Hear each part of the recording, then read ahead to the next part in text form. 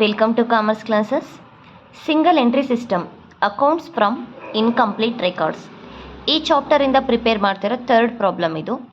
So first problem ನಾವು statement of affairs and profit and loss ಅಕೌಂಟ್ನ prepare ಮಾಡೋದನ್ನ ನೋಡಿದ್ವಿ. ಕಂಬೈನ್ಡ್ ಸ್ಟೇಟ್ಮೆಂಟ್ ಆಫ್ ಅಫೇರ್ಸ್ನ ಪ್ರಿಪೇರ್ ಮಾಡಿದ್ವಿ.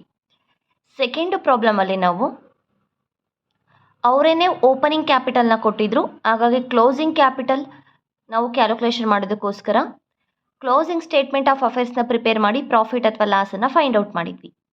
ಈ ಒಂದು ಪ್ರಾಬ್ಲಮಲ್ಲಿ statement of affairs, statement of profit and loss and revised statement of ಅಫೇರ್ಸ್ನ ಪ್ರಿಪೇರ್ ಮಾಡ್ತಾ ಇದ್ದೀವಿ. Okay. Third problem, miss Sahana does not maintain A proper records of business. She provided following information. Sahana ಅನ್ನೋರು ಒಂದು ಬಿಸ್ನೆಸ್ ರೆಕಾರ್ಡನ್ನು ಕರೆಕ್ಟಾಗಿ ಮೇಂಟೈನ್ ಮಾಡಿಲ್ಲ.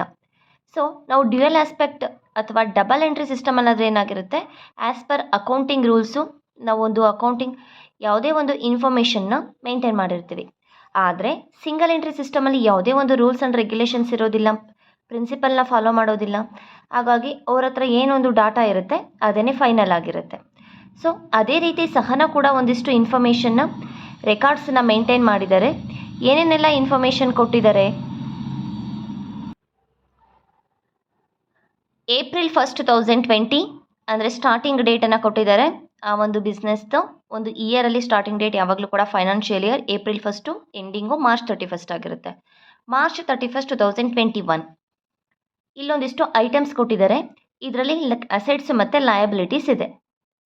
Cash 3000 ಸ್ಟಾರ್ಟಿಂಗಲ್ಲಿತ್ತು, 12,000 ಆ ಒಂದು year ಎಂಡಿಂಗಲ್ಲಿ 12,000 ಇತ್ತು. ಬ್ಯಾಂಕ್ ಓವರ್ ಡ್ರಾಫ್ಟ್ 15,000 ಇತ್ತು ಸ್ಟಾರ್ಟಿಂಗಲ್ಲಿ, ಎಂಡಿಂಗಲ್ಲಿ ಇರಲಿಲ್ಲ. ಸ್ಟಾಕ್ 25,000, 40,000. ಕ್ರೆಡಿಟಾರ್ಸ್ 13,000, 20,000. ಕ್ರೆಡಿಟಾರ್ಸ್ ಲಯಬಿಲಿಟಿ ಆಗುತ್ತೆ, ನಾವು ಇದನ್ನು ಲಯಬಿಲಿಟಿ ಸೈಡ್ ತೊಗೊಳ್ತೀವಿ. ಓಕೆ, ಸ್ಟೇಟ್ಮೆಂಟ್ ಆಫ್ ಅಫೇರ್ಸಲ್ಲಿ stock assets, bank overdraft liability. Next debtors assets ಆಗುತ್ತೆ 30,000, 70,000. Bills payable liability 3,000, 6,000. ನಮಗೆ ಇದು ನೋಡಿದ ತಕ್ಷಣ ಅಸೆಟ್ಸು ಲಯಬಿಲಿಟೀಸ್ ಅಂತ ನಮಗೆ ಗೊತ್ತಾದರೆ ನಾವು ಈಸಿಯಾಗಿ ಸ್ಟೇಟ್ಮೆಂಟ್ ಆಫ್ ಅಫೇರ್ಸ್ನ ಪ್ರಿಪೇರ್ ಮಾಡ್ತೀವಿ, ಯಾವುದೇ ಒಂದು ಡೌಟ್ ಇರೋದಿಲ್ಲ. Furniture asset 20,000, 30,000. Bills receivable 4,000, 14,000. Machinery 25,000, 50,000. Investment 15,000, 40,000 ಇದೆ. So furniture asset, bills receivable asset, machinery asset, investment asset. So ಇದಿಷ್ಟು ಇನ್ಫಾರ್ಮೇಷನ್ನ ನಾವು ಏನು ಮಾಡ್ತೀವಿ, ಸ್ಟೇಟ್ಮೆಂಟ್ ಆಫ್ ಅಫೇರ್ಸಲ್ಲಿ ಪ್ರಿಪೇರ್ ಮಾಡ್ತೀವಿ. ಓಕೆ. ನೆಕ್ಸ್ಟು ಒಂದಿಷ್ಟು ಅಡ್ಜಸ್ಟ್ಮೆಂಟನ್ನು ಕೊಟ್ಟಿದ್ದಾರೆ. ಡ್ರಾಯಿಂಗ್ ₹5,000 ಪರ್ ಮಂತ್ ಅಂದರೆ ಪ್ರತಿ ತಿಂಗಳು 5,000ನ ಡ್ರಾ ಮಾಡ್ತಾ ಇದ್ದಾನೆ. ಯಾರು, ಸಹನಾ ಅನ್ನೋರು ಡ್ರಾ ಮಾಡ್ತಾ ಇದ್ದಾರೆ. ಅಂದರೆ ಪರ್ಸನಲ್ ಯೂಸಿಗೆ ಯಾವುದೇ ಒಂದು ಅಮೌಂಟನ್ನು ನಾವು ಯೂಸ್ ಮಾಡ್ತಾ ಇದ್ದೀವಿ ಅಂತ ಹೇಳಿದರೆ ಡ್ರಾಯಿಂಗ್ ಅಂತ ಹೇಳ್ತೀವಿ. ಪ್ರತಿ ತಿಂಗಳು ಸಹನಾ ಏನು ಮಾಡ್ತಾ ಇದ್ದಾರೆ, 5,000ನ ವಿತ್ಡ್ರಾ ಮಾಡ್ತಾ ಇದ್ದಾರೆ. ಇದನ್ನು statement of profit and loss ಅಕೌಂಟಲ್ಲಿ ನಾವು ಕ್ಲೋಸಿಂಗ್ ಕ್ಯಾಪಿಟಲ್ಗೆ ಆ್ಯಡ್ ಮಾಡ್ತೀವಿ. ಫ್ರೆಶ್ ಕ್ಯಾಪಿಟಲ್ ಇಂಟ್ರೊಡ್ಯೂಸ್ಡ್ ಅಂದರೆ ಅಡಿಷನಲ್ ಆಗಿ ಮತ್ತೆ ಒಂದಿಷ್ಟು ಹೊಸ ಕ್ಯಾಪಿಟಲ್ನ ಇಂಟ್ರೊಡ್ಯೂಸ್ ಮಾಡಿದ್ದಾರೆ ಆ ವರ್ಷ, ₹1,00,000.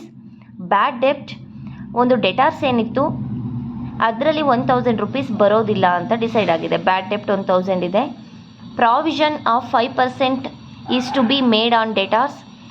ಮತ್ತು ಡೆಟಾರ್ಸ್ ಮೇಲೆ ಒಂದಿಷ್ಟು 5%ನ ಪ್ರಾವಿಷನ್ ಅಂತ ತೆಗೆದಿಟ್ಟಿದ್ದಾರೆ, ಅದು ಕೂಡ ಬ್ಯಾಡ್ ಡೆಪ್ಟ್ ಆಗ್ಬೋದು ಅಂತ. ಔಟ್ಸ್ಟ್ಯಾಂಡಿಂಗ್ ಸ್ಯಾಲರಿ 1,200 ಅಂದರೆ ಸ್ಯಾಲರಿ 1,200 ಕೊಡಬೇಕು, ನಾವಿನ್ನೂ ಕೊಟ್ಟಿಲ್ಲ, ಪೆಂಡಿಂಗ್ ಇದೆ. Okay. Prepaid insurance ₹350. Prepaid insurance ಎಷ್ಟಿದೆ, ₹350 ಇದೆ. Depreciation charged on furniture and machinery 10% per annum. ನಾವಿಷ್ಟನ್ನೇ ಇನ್ಫಾರ್ಮೇಷನ್ ಯೂಸ್ ಮಾಡಿಕೊಂಡು ಪ್ರಿಪೇರ್ ಪ್ರಾಫಿಟ್ ಆರ್ ಲಾಸ್, ಆ ಒಂದು ವರ್ಷ ಪ್ರಾಫಿಟ್ ಆಗಿದೆಯೋ ಲಾಸ್ ಆಗಿದೆಯೋ ಅಂತ ಫೈಂಡ್ ಔಟ್ ಮಾಡಬೇಕು. ಹಾಗೆಯೇ ರಿವೈಸ್ಡ್ ಸ್ಟೇಟ್ಮೆಂಟ್ ಆಫ್ ಅಫೇರ್ಸ್ನ ಪ್ರಿಪೇರ್ ಮಾಡಬೇಕು. ನಾವೀಗ ಪ್ರಾಫಿಟ್ ಆ್ಯಂಡ್ ಲಾಸ್ ಅಕೌಂಟ್ನ ಪ್ರಿಪೇರ್ ಮಾಡಬೇಕು, ಒಂದು ಸ್ಟೇಟ್ಮೆಂಟ್ನ ಪ್ರಿಪೇರ್ ಮಾಡಬೇಕು ಅಂದರೆ ನಮಗೆ opening capital and closing capital ಬೇಕು. ಆದರೆ ಇಲ್ಲಿ ಓಪನಿಂಗ್ ಕ್ಯಾಪಿಟಲ್ಲು ಕೊಟ್ಟಿಲ್ಲ, ಕ್ಲೋಸಿಂಗ್ ಕ್ಯಾಪಿಟಲ್ಲು ಕೊಟ್ಟಿಲ್ಲ. ಫಸ್ಟ್ ನಾವು ಓಪನಿಂಗ್ ಆ್ಯಂಡ್ ಕ್ಲೋಸಿಂಗ್ ಕ್ಯಾಪಿಟಲ್ನ ಫೈಂಡ್ ಔಟ್ ಮಾಡಬೇಕು, ರೈಟ್. ನಾವೀಗ ಓಪನಿಂಗ್ ಕ್ಯಾಪಿಟಲ್ ಕ್ಲೋಸಿಂಗ್ ಕ್ಯಾಪಿಟಲ್ ನಮಗೆ ಬೇಕು ಅಂದರೆ ನಾವು ಸ್ಟೇಟ್ಮೆಂಟ್ ಆಫ್ ಅಫೇರ್ಸನ್ನು ಪ್ರಿಪೇರ್ ಮಾಡಬೇಕು. ಸ್ಟೇಟ್ಮೆಂಟ್ ಆಫ್ ಅಫೇರ್ಸ್ನ ಪ್ರಿಪೇರ್ ಮಾಡಿದಾಗ ನಮಗೆ ಓಪನಿಂಗ್ ಕ್ಯಾಪಿಟಲ್ ಕ್ಲೋಸಿಂಗ್ ಕ್ಯಾಪಿಟಲ್ ಸಿಗುತ್ತೆ.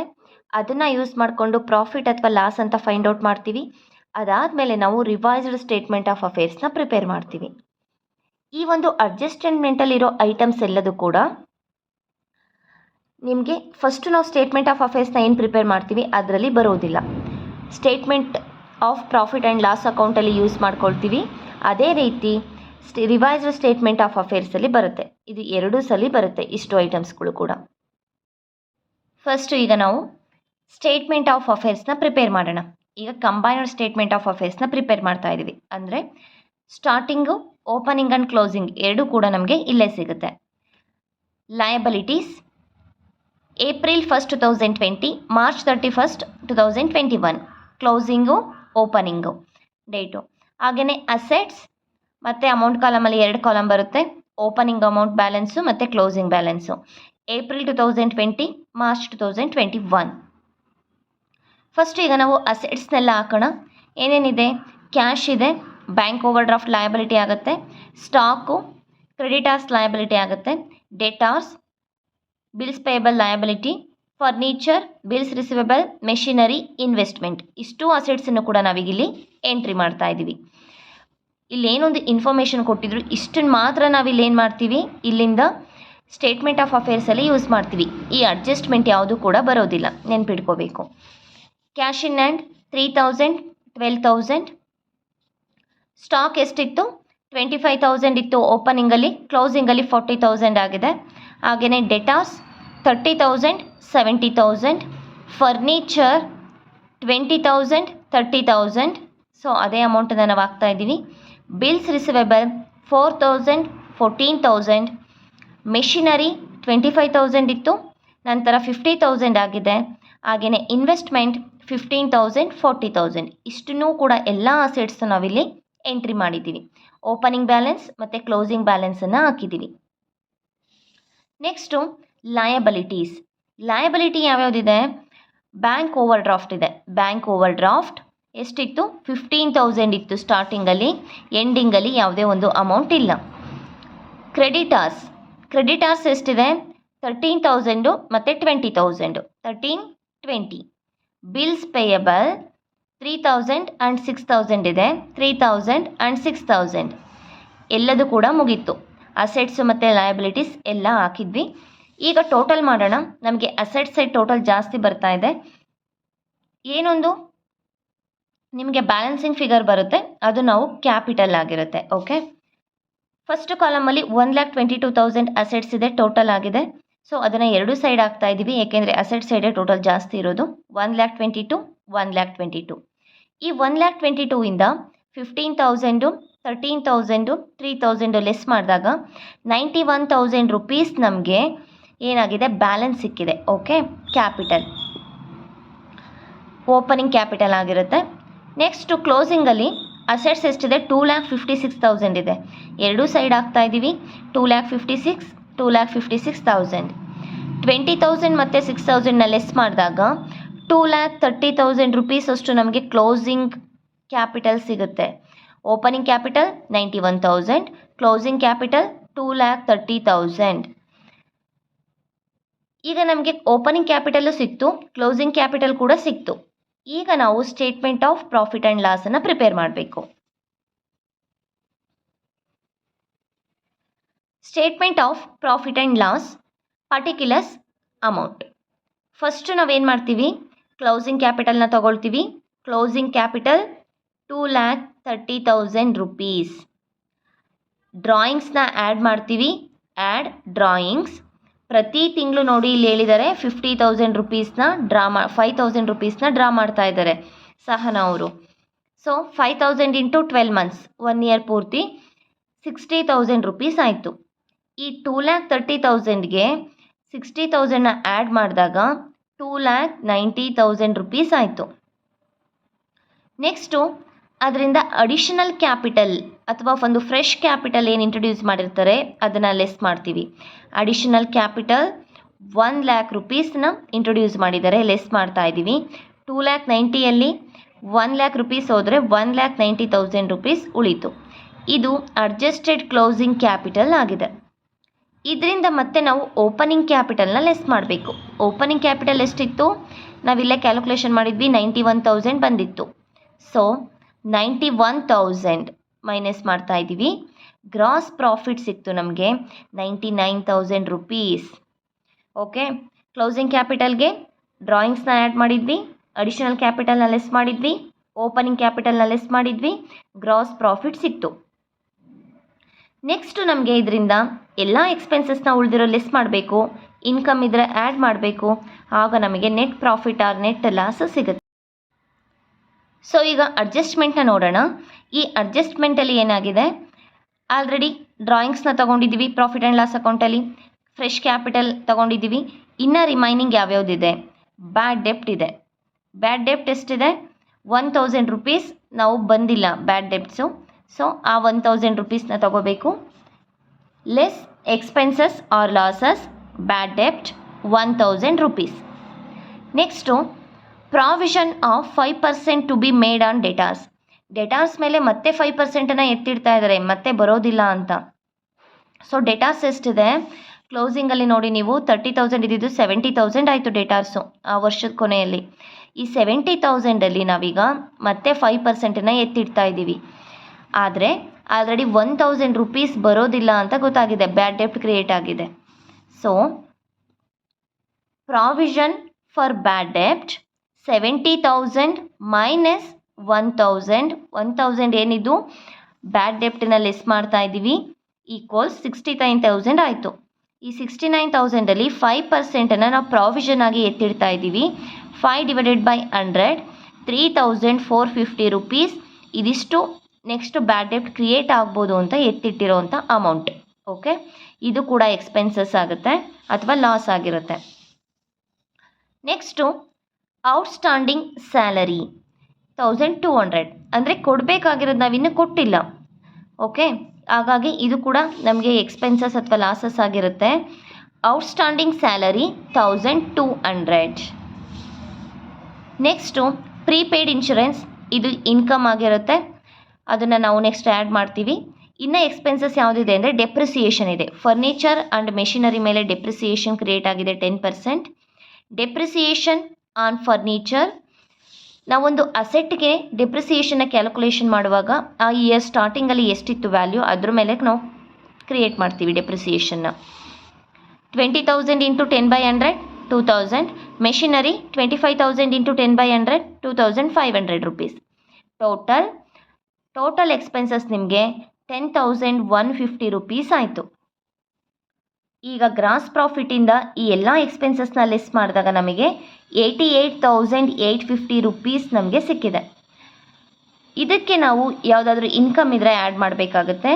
ಆ್ಯಡ್ ಇನ್ಕಮ್ ಆ್ಯಂಡ್ ಗೇನ್ಸ್ ಒಂದೇ ಒಂದು ಕೊಟ್ಟಿದ್ದಾರೆ ಕ್ವಶನಲ್ಲಿ ನಿಮಗೆ. ಪ್ರೀಪೇಯ್ಡ್ ಇನ್ಶೂರೆನ್ಸ್ 350 ರುಪೀಸ್ನ ಆ್ಯಡ್ ಮಾಡ್ತಾ ಇದ್ವಿ. ಎಷ್ಟಾಯಿತು? 89,200 ರುಪೀಸ್ ಆಯಿತು. ನೆಟ್ ಪ್ರಾಫಿಟ್, ಈ ನೆಟ್ ಪ್ರಾಫಿಟ್ನ ನಾವು ರಿವೈಸ್ಡ್ ಸ್ಟೇಟ್ಮೆಂಟ್ ಆಫ್ ಅಫೇರ್ಸಲ್ಲಿ ಕ್ಯಾಪಿಟಲ್ಗೆ ಏನು ಮಾಡ್ತೀವಿ? ಆ್ಯಡ್ ಮಾಡ್ತೀವಿ. Okay, next revised statement of ಅಫೇರ್ಸ್ನ ಪ್ರಿಪೇರ್ ಮಾಡೋಣ. Revised statement of affairs, liability amount, assets amount. Asset ಸೈಡಲ್ಲಿ ಏನೇನಿದೆ ನಾವು ಇಲ್ಲಿ ಎಲ್ಲ ಅಸೆಟ್ಸ್ ಹೆಂಗೆ ಕೊಟ್ಟಿದ್ದಾರೆ ಈ ಎಲ್ಲ ಅಸೆಟ್ಸ್ನ ತೊಗೊಳ್ತೀವಿ. ಆದರೆ ಕ್ಲೋಸಿಂಗ್ ಒಂದು ಅಮೌಂಟ್ ಡೇಟ್ ಏನಿದೆ at the end of the ಇಯರಲ್ಲಿ ಇರೋ ವ್ಯಾಲ್ಯೂನ ತೊಗೊಳ್ತೀವಿ ಈ ಒಂದು ಕಾಲಮಲ್ಲಿ. ಈ ಫಸ್ಟ್ ಕಾಲಮಲ್ಲಿ ಇರೋದು ತೊಗೊಳೋದಿಲ್ಲ. ಅದರ ಜೊತೆಗೆ ಪ್ರತಿಯೊಂದು ಏನು ನಿಮಗೆ ಇಲ್ಲಿ ಕೊಟ್ಟಿದ್ದಾರಲ್ಲ ಅಡ್ಜಸ್ಟ್ಮೆಂಟು, ಈ ಎಲ್ಲ ಅಡ್ಜಸ್ಟ್ಮೆಂಟನ್ನು ಕೂಡ ನಾವಿಲ್ಲಿ ಇನ್ನೊಂದು ಸಲ ತೊಗೊಳ್ತೀವಿ ರಿವೈಸ್ಡ್ ಸ್ಟೇಟ್ಮೆಂಟ್ ಆಫ್ ಅಫೇರ್ಸಲ್ಲಿ. ನೀವು ತಿಳ್ಕೊಬೇಕು, ಯಾವುದೇ ಒಂದು ಪ್ರಾಬ್ಲಮಲ್ಲಿ ನಿಮಗೆ ಅಡ್ಜಸ್ಟ್ಮೆಂಟ್ ಕೊಟ್ಟಿದ್ದಾರೆ ಅಂದರೆ ಅದು 2 ಟೈಮ್ಸ್ ರಿಫ್ಲೆಕ್ಟ್ ಆಗುತ್ತೆ. ಸೊ ಈಗ ಒಂದು ಸಲ ನಮಗೆ ಪ್ರಾಫಿಟ್ ಆ್ಯಂಡ್ ಲಾಸ್ ಸ್ಟೇಟ್ಮೆಂಟಲ್ಲಿ ಬಂದಿದೆ, ಈಗ ರಿವೈಸ್ಡ್ ಸ್ಟೇಟ್ಮೆಂಟ್ ಆಫ್ ಅಫೇರ್ಸಲ್ಲಿ ತಗೊಳ್ತೀವಿ. ಫಸ್ಟ್ ಒನ್ ಕ್ಯಾಶ್ ಎಷ್ಟಿದೆ at the end of the year ತೊಗೋಬೇಕು 12,000. ಇದ್ರ ಮೇಲೆ ಯಾವುದೇ ಅಡ್ಜಸ್ಟ್ಮೆಂಟ್ ಇಲ್ಲ, ಸೊ 12,000 ತೊಗೊಂಡಿದ್ದೀವಿ. ನೆಕ್ಸ್ಟು ಸ್ಟಾಕ್, ಅಸೆಟ್ಸನ್ನ ಮಾತ್ರ ತೊಗೊಳ್ತಾ ಇರೋದೇ ಫಸ್ಟು. ಸ್ಟಾಕ್ ಎಷ್ಟಿದೆ? 40,000 ಇದೆ, ಸೊ 40,000 ರುಪೀಸ್. ಇದ್ರ ಮೇಲೂ ಕೂಡ ಯಾವುದೇ ಅಡ್ಜಸ್ಟ್ಮೆಂಟ್ ಇಲ್ಲ. ನೆಕ್ಸ್ಟು ಡೆಟಾರ್ಸ್ ಡೆಟಾರ್ಸು 70,000 ಇದೆ, 70,000 ಮೈನಸ್ ಬ್ಯಾಡ್ ಡೆಪ್ಟ್ 1,000ನ ಲೆಸ್ ಮಾಡ್ತಾ ಇದ್ದೀವಿ, ಮೈನಸ್ ಪ್ರಾವಿಷನ್ ಫಾರ್ ಬ್ಯಾಡ್ ಡೆಪ್ಟ್ ಕೂಡ ಲೆಸ್ ಮಾಡ್ತಾ ಇದ್ದೀವಿ 3,450. ಇಲ್ಲೇ ನಾವು ಕ್ಯಾಲ್ಕುಲೇಷನ್ ಮಾಡ್ಕೊಂಡಿದ್ವಿ ಅಲ್ವಾ. ಸೊ ಟೋಟಲ್ 65,550 ರುಪೀಸ್ ಆಯಿತು ಡೆಟಾರ್ಸ್ ವ್ಯಾಲ್ಯೂ. ಹಾಗಾಗಿ ನಮಗೇನಾಯಿತು, ಈ ಒಂದು ಬ್ಯಾಡ್ ಡೆಪ್ಟ್ ಅಡ್ಜಸ್ಟ್ಮೆಂಟು ಕೂಡ ತಗೊಂಡಾಯಿತು, ಪ್ರಾವಿಷನ್ ಫಾರ್ ಈ ಅಡ್ಜಸ್ಟ್ಮೆಂಟ್ ಕೂಡ ತಗೊಂಡಾಯಿತು. ನೆಕ್ಸ್ಟು ಫರ್ನಿಚರ್ ಎಷ್ಟಿದೆ, 30,000 ಇದೆ. ಫರ್ನಿಚರ್ ಮೇಲೆ ನಾವು ಏನು ಮಾಡಿದ್ವಿ, ಡೆಪ್ರಿಸಿಯೇಷನ್ ತೊಗೊಂಡಿದ್ವಿ ಅಲ್ವಾ. ಫರ್ನಿಚರ್ 30,000 ಮೈನಸ್ ಡೆಪ್ರಿಸಿಯೇಷನ್ 2,000 ಲೆಸ್ ಮಾಡ್ತಾ ಇದ್ದೀವಿ, 28,000 ರುಪೀಸ್ ಆಗುತ್ತೆ. ನೆಕ್ಸ್ಟು ಮೆಷಿನರಿ 50,000, ಇಯರ್ ಎಂಡ್ ಡೇಟನ್ನೇ ತೊಗೋಬೇಕು ನಾವು ಒಂದು ಅಮೌಂಟನ್ನು, 50,000 ಮೈನಸ್ ಡೆಪ್ರಿಸಿಯೇಷನ್ 2,500, 47,500 ರುಪೀಸ್ ಆಯಿತು. ಬಿಲ್ಸ್ ರಿಸಿವೆಬಲ್, ಇದಕ್ಕೆ ಯಾವುದೇ ಒಂದು ಅಡ್ಜಸ್ಟ್ಮೆಂಟ್ ಇಲ್ಲ, ಕ್ಲೋಸಿಂಗ್ ಅಮೌಂಟನ್ನು ತಗೊಳ್ತಾ ಇದ್ದೀವಿ. ಎಷ್ಟಿದೆ ಬಿಲ್ಸ್ ರಿಸಿವೆಬಲ್, 14,000 ರುಪೀಸ್ ಇದೆ. ಇನ್ವೆಸ್ಟ್ಮೆಂಟ್ ಇದ್ರ ಮೇಲೂ ಕೂಡ ಅಡ್ಜಸ್ಟ್ಮೆಂಟ್ ಇಲ್ಲ, 40,000 ಇದೆ. ಪ್ರೀಪೇಯ್ಡ್ ಇನ್ಶೂರೆನ್ಸ್ 350 ರುಪೀಸ್, ನಿಮಗೆ ಇಲ್ಲಿತ್ತು ಅಲ್ವಾ ಪ್ರೀಪೇಯ್ಡ್ ಇನ್ಶೂರೆನ್ಸ್ 350 ರುಪೀಸ್. ಲಯಬಿಲಿಟೀಸಲ್ಲಿ ತೊಗೋಬೇಕಾದ್ರೆ ನಿಮಗೆ ತುಂಬ ಇಂಪಾರ್ಟೆಂಟ್ ಆಗುತ್ತೆ. ಓಪನಿಂಗ್ ಕ್ಯಾಪಿಟಲ್, ಏನೊಂದು ಓಪನಿಂಗ್ ಕ್ಯಾಪಿಟಲ್ ಇದೆ, 91,000 ಇತ್ತು ಅಲ್ವಾ ನಾವು ಸ್ಟೇಟ್ಮೆಂಟ್ ಆಫ್ ಅಫೇರ್ಸ್ನ ಪ್ರಿಪೇರ್ ಮಾಡಿದಾಗ. ಸೊ 91,000, ಅದಕ್ಕೆ ಅಡಿಷನಲ್ ಕ್ಯಾಪಿಟಲ್ನ ಆ್ಯಡ್ ಮಾಡ್ತೀವಿ, plus additional capital 1,00,000 rupees. Profit ಆಗಿದ್ರೆ ಇಲ್ಲಿ ಆ್ಯಡ್ ಮಾಡ್ತೀವಿ, ಲಾಸ್ ಆಗಿದ್ರೆ ಲೆಸ್ ಮಾಡ್ತೀವಿ. ನಮಗೆ ಈ ಪ್ರಾಬ್ಲಮಲ್ಲಿ ಪ್ರಾಫಿಟ್ ಆಗಿದೆ, ಪ್ಲಸ್ ನೆಟ್ ಪ್ರಾಫಿಟ್ 89,200 ರುಪೀಸ್. ಡ್ರಾಯಿಂಗ್ಸ್ನ ಲೆಸ್ ಮಾಡಬೇಕು, ಮೈನಸ್ ಡ್ರಾಯಿಂಗ್ 60,000 ರುಪೀಸ್. ನಮಗೆ ಟೋಟಲ್ ಕ್ಯಾಪಿಟಲ್ ಎಷ್ಟಾಯಿತು, 2,20,200 ರುಪೀಸ್. ಇದಾದಮೇಲೆ ಇನ್ನು ಎಲ್ಲ ನಾವು ಲಯಬಿಲಿಟೀಸ್ನ ತೊಗೋಬೇಕು. Bank overdraft, creditors, bills payable. Bank overdraft ಇದರಲ್ಲಿ ನಮಗೆ ಯಾವುದೇ ಒಂದು ಕ್ಲೋಸಿಂಗ್ ಡೇಟಲ್ಲಿ ಕೊಟ್ಟಿರಲಿಲ್ಲ, ಬರೀ ಓಪನಿಂಗಲ್ಲಿತ್ತು, ಕ್ಲೋಸಿಂಗಲ್ಲಿ ಇಲ್ಲ. ಸೊ ಹಾಗಾಗಿ ತಗೊಳ್ತಾ ಇಲ್ಲ, ಯಾವುದು ಕೂಡ ಇಲ್ಲ ಅಮೌಂಟು. ನೆಕ್ಸ್ಟು ಬಿಲ್ಸ್ ಪೇಯಬಲ್ 6,000 ಇದೆ. ಔಟ್ಸ್ಟ್ಯಾಂಡಿಂಗ್ ಸ್ಯಾಲರಿ ಅಡ್ಜಸ್ಟ್ಮೆಂಟಲ್ಲಿ ಕೊಟ್ಟಿದ್ದಾರೆ, ನಾವು ಸ್ಯಾಲ್ರಿ ಕೊಡಬೇಕು, ಅದು ನಮಗೆ ಲಯಬಿಲಿಟಿ ಅಲ್ವಾ, 1,200. ಕ್ರೆಡಿಟಾರ್ಸ್ 20,000 ಇದೆ. ಇದಿಷ್ಟೇ. ಟೋಟಲ್ ಮಾಡಿದಾಗ ಎರಡೂ ಕೈಡ್ ಕೂಡ ಸೇಮ್ ಬರುತ್ತೆ, 2,47,400, 2,47,400. ನಿಮಗೆ ಎಲ್ಲೂ ಕೂಡ ಸೇಮ್ ಬರಲಿಲ್ಲ ಅಂದರೆ ಎಲ್ಲೋ ನೀವೇನು ಮಾಡಿದ್ದೀರಾ, ಮಿಸ್ ಮಾಡಿದ್ದೀರಾ, ಎಲ್ಲೋ ತಪ್ಪಾಗಿದೆ ಅಂತ ಅರ್ಥ. ಸೊ ಇದಿಷ್ಟು ನಿಮಗೆ ಸಿಂಗಲ್ ಎಂಟ್ರಿ ಸಿಸ್ಟಮಲ್ಲಿ ರಿವೈಸ್ಡ್ ಸ್ಟೇಟ್ಮೆಂಟ್ ಆಫ್ ಅಫೇರ್ಸು ಮತ್ತು ಪ್ರಾಫಿಟ್ ಆ್ಯಂಡ್ ಲಾಸ್ ಅಕೌಂಟ್ನ ಪ್ರಿಪೇರ್ ಮಾಡೋ ಪ್ರಾಬ್ಲಮ್. 3 ಟೈಪ್ಸ್ ಆಫ್ ಪ್ರಾಬ್ಲಮ್ನ ಆಲ್ರೆಡಿ ಸೋರಿಸಿದ್ದೀವಿ. ಎಲ್ಲದೂ ಕೂಡ ಒಂದೊಂದೇ ಪ್ರಿಪೇರ್ ಮಾಡಿರೋದು, ಬಟ್ ನೀವೆಷ್ಟೇ ಪ್ರಾಬ್ಲಮ್ ಮಾಡಿ ಸೇಮ್ ಪ್ರೊಸೀಜರ್ ಇರುತ್ತೆ. Okay, thank you. ನೆಕ್ಸ್ಟ್ ನಾವು ಕನ್ವರ್ಷನ್ ಮೆಥಡಲ್ಲಿ ಪ್ರಾಬ್ಲಮ್ಸ್ನ ನೋಡೋಣ. ಟೋಟಲ್ ಡೆಟಾರ್ಸ್ ಆಗಿರ್ಬೋದು, ಟೋಟಲ್ ಕ್ರೆಡಿಟಾರ್ಸ್ ಆಗಿರ್ಬೋದು, ಬಿಲ್ಸ್ ಪೇಯಬಲ್ ಅಕೌಂಟ್ ಆಗಿರ್ಬೋದು, ಬಿಲ್ಸ್ ರಿಸಿವೆಬಲ್ ಅಕೌಂಟು, ಈ ರೀತಿ ಪ್ರಿಪೇರ್ ಮಾಡೋಣ. Okay, thank you.